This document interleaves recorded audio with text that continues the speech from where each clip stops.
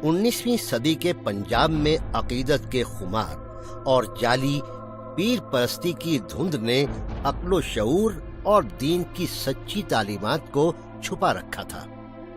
लोगों को धोखा देना निस्बतन आसान था, लेकिन अब हम एक नए अहद में दाखिल हो रहे हैं, जहां सवालात उठाए जाते हैं, जहां ज़ौक़ तहक़ीक़ अक़ीदत के नशे पर गालिब है, जहां अफ़कार और नज़रियात का मवाजना करना आसान हो गया है, क्योंकि बुनियादी इल्मी ज़राए जदीद टेक्नोलॉजी की मदद से अब आम आदमी की दस्तरस में है।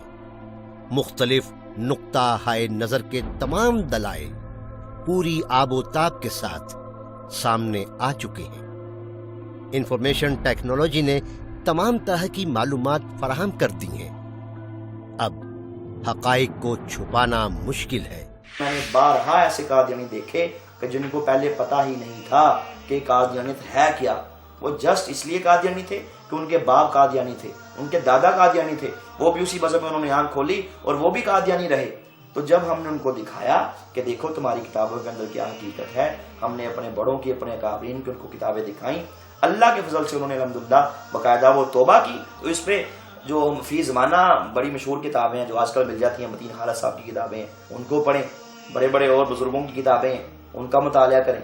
एक किताब है, ये मेरे सामने मौजूद है, ये किताब है कादियानी, सबूत हाजिर हैं। ये इसके अंदर बाकायदा मतीन खालद साहब ने कादियानियों के अकायद, इनकी खराफात, मिर्ज़ा कादियानी की ज़िंदगी के बारे में एक एक हवाला उन्होंने फोटोकॉपीज उसकी पेश की हैं। असल हवाला उसको पढ़ें, उनको पता लगे कि हमारे बड़े क्या हैं, हमारे हक़ाइक़ क्या हैं। अकाबरीन ने जो किताबें लिखी इनको पढ़ें, तो इंशाअल्लाह इनका ज़हन इस पे इंशाअल्लाह अगर ये न्यूट्रल होके, गैर जानबदार होके इन किताबों को पढ़ेंगे तो इंशाअल्लाह मैं समझता हूँ कि हिदायत दूर नहीं। जो मेरे साबका कादियानी दोस्त भी हैं, रहे थे, तो अब भी मेरी उनसे कोई दुश्मनी है। मैंने तो इस्लाम कबूल किया है अल्लाह के खौफ से। तो उनके लिए पैगाम है, तुमने भी अल्लाह के हज़ूर पेश होना है, मैंने भी पेश होना है। तुमने अपने अमाल का हिसाब देना है, मैंने अपने का देना। लेकिन मेरे अल्लाह का हुक्म है कि अपना जो मेरा पैगाम है लोगों तक पहुंचाओ कि आपने अगर हक पहचानना है तो हक पहचानने के लिए पहले मिर्जा साहब की 2-3 किताबें तो पढ़ लो, कम अज कम 17 कैसरिया पढ़ो, सीरत महदी पढ़ो, तज़किरा पढ़ो, 2-3 दफा पढ़ो, और कुरान और हदीस को साथ रखो, बुखारी शरीफ साथ रखो, असल सेट, मुस्लिम शरीफ रखो, तिरमिज़ी रखो, नसाई रखो, उनको पढ़ लो मुकम्मल। आपको दोनों का पता होना चाहिए, फिर आपको पता चलेगा कि मिर्जा साहब क्या कहते हैं और मोहम्मद रसूलुल्लाह क्या कहते हैं। बहुत सारे लोग हैं जो अब इससे निकल भी गए। मैं महसूस करता हूँ कि इसकी जो पहले कुव्वत हुआ करती थी किसी ज़माने में, वो अब नहीं रही, और बहुत ही एक बेदारी सी पैदा हो रही है।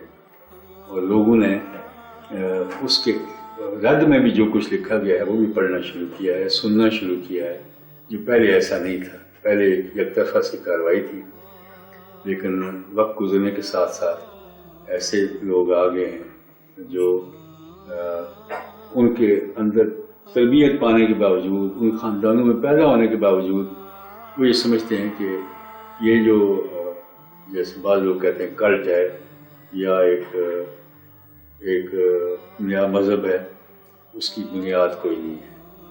तो उसको कितना भी मुलम्मा चलाया ना जाए, वो छुप नहीं सकती उसके अंदर।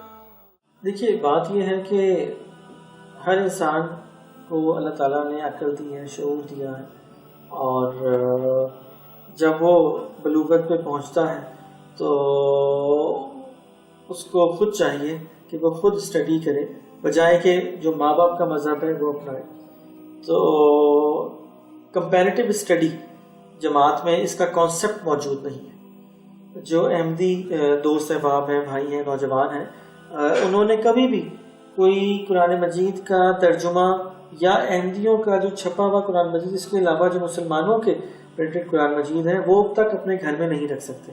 अब ये खुद सवाल अपने आप से पूछें कि क्यों वो नहीं कर सकते, उनकी इजाज़त, उनको ये इजाज़त क्यों नहीं है?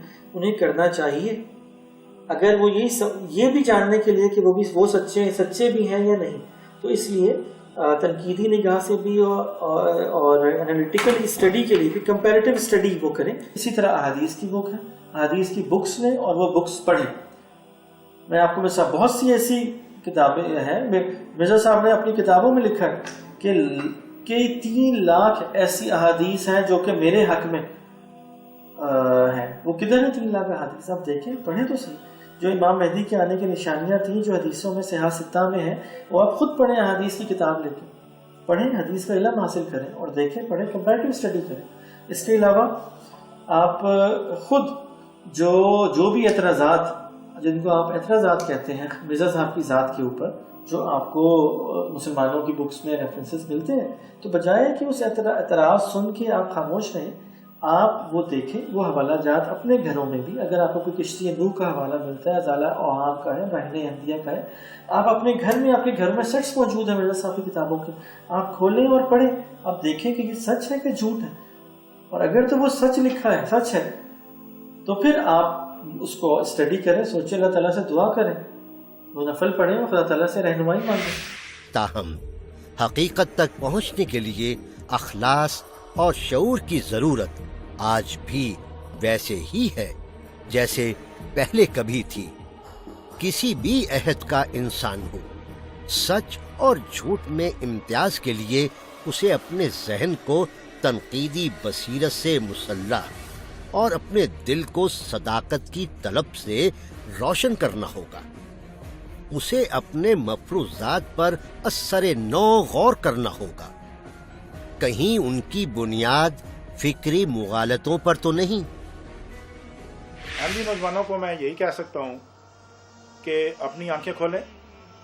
آپ پہلے دیکھیں کہ مرزا صاحب نے جو دعویٰ کیا تھا کہ میں امام مہدی ہوں اور میرے آنے سے جو حدیث ہیں اس کے مطابق مجھے یہ ترقیاں ملے گی اور یہ انقلاب آئے گا. کیا وہ انقلاب آیا؟ جب وہ فوت ہو گئے تو کوئی انقلاب وہ چھوڑ کے نہیں گئے. اور اس وقت بھی اور آج بھی پاکستان کی 1% بھی آبادی جو ہے وہ احمدی نہیں ہوئی. اور اس سے پہلے جب وہ فوت ہوئے اس وقت بھی 1% آبادی احمدی نہیں تھی. اور پوری دنیا میں 1% بھی آبادی احمدی نہیں ہے. پھر آج اگر انہوں نے ایک اسکیم شروع کی کہ جی اتنی تعداد ہو گئی، عالمگیر بیت کے نام پہ تقریباً 12-13 کروڑ کا دعویٰ کر دیا، تو ذرا چیک کریں کہ کسی بھی شہر میں، کسی بھی جماعت میں جو ان کی اوریجنل تعداد تھی اس کا 400 گنا زیادہ احمدی ہو گئے. آپ کو سخت مایوسی ہوگی، کسی جگہ یہ چیز نہیں ملے گی. پھر آپ دیکھیں کہ جماعت کلیم کرتی ہے کہ ہم بہترین مسلمان ہیں، تو کیا بہترین مسلمانوں میں حج اور زکوٰۃ نہیں ہونا چاہیے تھا؟ جو بنیادی رکن ہے اس کو تو بالکل چھوڑ چکے ہیں. پھر آپ یہ نوٹ کریں کہ آپ اگر چندہ نہیں دیتے تو احمدیت تو ایک مذہب کا نام ہونا چاہیے تھا، تو چندہ کا اس کے ساتھ کیا تعلق؟ اگر چندہ نہیں دیتے تو کیا آپ احمدی نہیں رہ سکتے؟ یہ پکی بات ہے کہ آپ احمدی نہیں رہ سکیں گے. تو پھر آپ کو اندازہ ہو جانا چاہیے کہ جماعت میں کی تمام پالیسیاں صرف پیسہ اکٹھا کرنے والی ہیں، اس کا مذہب سے کوئی تعلق نہیں. اور پھر یہ بھی دیکھیں کہ جماعت کی طرف سے جب ایک تحریک چلی جس کو عالمگیر بیعت کہتے ہیں، اگر وہ جھوٹی ثابت ہو جائے تو آپ اندازہ کر جائیں کہ جماعت کے پلیٹ فارم پہ ایک جھوٹ پھیلایا گیا، وہ کسی طرح بھی سچ نہیں نکلا، تو پھر آپ دنیا میں رہ کے لوگوں سے تانے برداشت کریں، اسلام سے دور رہیں، تو آپ کی نجات کا پھر کون ذمہ دار ہوگا؟ میں آپ کو دعوت دیتا ہوں آپ اس پہ غور کریں اور اسلام کی طرف آئیں، مسلمان ہوں، اسی میں نجات ہے اور اسی میں ترقی ملے گی. انشاءاللہ جب آپ مسلمان ہوں گے اللہ تعالیٰ آپ پہ خاص فضل کرے گا اور آپ کو دن دگنی اور رات چگنی ترقی ملے گی. احمدی خواتین و حضرات، ہماری گزارش ہے کہ آپ تمام حوالوں کو ڈبل چیک کریں اور غیر جانبداری اور دیانتداری سے مرزا غلام احمد کی تمام کتابوں اور ان کی زندگی کا مطالعہ کریں اور جماعت احمدیہ کے ظالمانہ نظام کا بھی مشاہدہ اور تجزیہ کریں جو آپ کے دل و دماغ کو کنٹرول کرتا ہے. اور آپ کا ذہنی اور نفسیاتی استحصال کرتا ہے۔ آپ کو ان لوگوں کی چالاکیوں کو سمجھنا ہوگا جو آپ کے ذہن کو کنٹرول کرنے کے لیے طرح طرح کے حربے استعمال کرتے ہیں۔ ذہن اور سوچ کی غلامی کسی کے جسم کو قید کر دینے سے زیادہ سنگین اور شدید ہے، کیونکہ جسم کی غلامی بہرحال غلام ہو جانے کے احساس کو ختم نہیں کرتی، اور انسان کسی بھی وقت اپنے قدم آزادی کی طرف بڑھا سکتا ہے، لیکن جس کا ذہن غلام ہو وہ غلامی کے احساس ہی سے عاری ہو جاتا ہے۔ آپ نے خدا تعالیٰ کے حضور جواب دینا ہے، ہر انسان نے اپنے خدا تعالیٰ کو جواب دینا ہے کہ آپ سچے ہیں یا جھوٹے ہیں، یا آپ کس کو مانتے ہیں، آپ جس نبی کو مانتے ہیں وہ سچا تھا یا جھوٹا تھا۔ اور سب سے پہلی بات یہ کہ سب سے پہلے اللہ اور اس کا رسول، باقی سب بات ٹھیک جی۔ تو سب سے پہلے یہ دیکھیں کہ سب سے پہلے اللہ اور اس کے رسول کو دیکھیں، اور دین کی رسی کو مضبوطی سے تھامیں اور خود اسٹڈی کریں، اور مسلمانوں سے ملیں جلیں، ٹھیک ہے، ملیں جلیں، دیکھیں، آبزرو کریں کہ صرف آپ ہی جن کا دعویٰ ہے کہ ہم بہترین مسلمان ہیں، وی آر دا سپیریئر، اور ہم ساری دنیا پہ سارے احمدی ہو جائیں گے، تو وہ کدھر ہیں احمدی؟ اور جو آپ کے عہدے داران ہیں، جن کو آپ مانتے ہیں، جن کو آپ پوچھتے ہیں، ان کا ذاتی کریکٹر کیا ہے؟ کیا آپ پر لازم ہے کہ آپ ان کو فالو کریں؟ آپ ان کو مانیں یا خدا اور رسول کو مانیں؟ تو جو خدا اور اس کے رسول کے احکامات ہیں ان کو مانیں۔ تو جہاں پر کوئی بھی بات، کوئی بھی چیز، کوئی بھی آپ کی دارالقضاء، کوئی بھی مربی، کوئی بھی پریزیڈنٹ، کوئی بھی عہدیدار جو بھی بات کہتا ہے، کیا وہ بات خدا اور اس کے رسول کے حکم کے مطابق ہے؟ اگر نہیں تو وہ ماننا آپ پہ حجت، آپ پہ فرض نہیں ہے، اور اس کے آپ جواب دیں ہیں خدا تعالیٰ کو، آپ اپنے اعمال کے خود جواب دیں۔ تو یہ بات سوچیں اور سچے دل سے سوچیں اور دعا کریں، اور دعا کے بعد وہ تحقیق شروع کریں۔ آپ ملیں، مسلمانوں سے ملیں، علماء سے ملیں، آپ جو بات آپ کو اعتراضات ہیں آپ اس کو کلیئر کریں، جو نہیں سمجھ آتی آپ پوچھیں، آپ بات کریں۔ تو کوئی وجہ ہے، کوئی ریزن ہے، جبھی تو تمام کے تمام مسلمان، آپ 2-3 لاکھ پاکستان میں ایک طرف اور سارے 20 کروڑ عوام ایک طرف، کیوں بھائی؟ سارے خراب ہیں، سارے غلط ہیں۔ اگر آپ صحیح ہیں تو کیوں ابھی تک جو ہے آپ کی فتوحات دنیا میں نہیں ہوئی؟ پہلے آپ کو کہا گیا 100 سال، پھر آپ کو کہا گیا 300 سال۔ 300 سال تو آپ کی زندگی میں پورے نہیں ہونے، آپ کو تو زندگی ایک ہی دفعہ ملی، آپ نے تو خدا کو جواب دہ ہونا ہے کہ آپ کس نبی کے ماننے والے پیروکار ہیں۔ تو یہ آپ کو سوال اپنے آپ سے خود پوچھنا ہے، نہ کہ اپنے والدین۔ آپ کے والدین اپنے جواب دہ خود ہیں۔ تو ہر جان نے، ہر نفس نے اپنا جواب خود دینا ہے۔